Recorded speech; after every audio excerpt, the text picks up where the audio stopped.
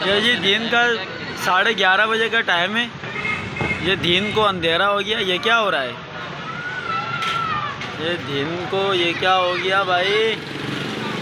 और ये क्या हो गया? घर से भी अंधेरा कहाँ से आया है? ये क्या हुआ है? अंदर दिन दिखा सकता है। आज रात को मैं जब उठा मैंने कहा कि सुबह हो गई है, नमाज के लिए बाबू नीचे उतरा 2:30 बजे से, अब 11:30 बजे आप देखो दिन के अंदर रात नज़र आ रही है। अल्लाह की कुदरत, दिन को रात नज़र आ रही, रात को दिन नज़र आ रही है।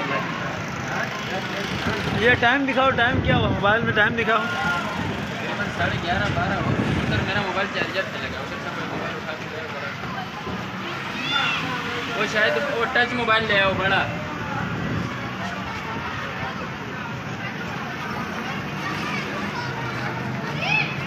ये अंधेरा हो गया भाई, ये अंधेरा। ये टाइम हो गया है 11 बजे के 21 मिनट है दिन के। ये दिन के 27 सितंबर। ये आपको ऐसे सही नजर आएगा वे। बस ठीक है, हो गया।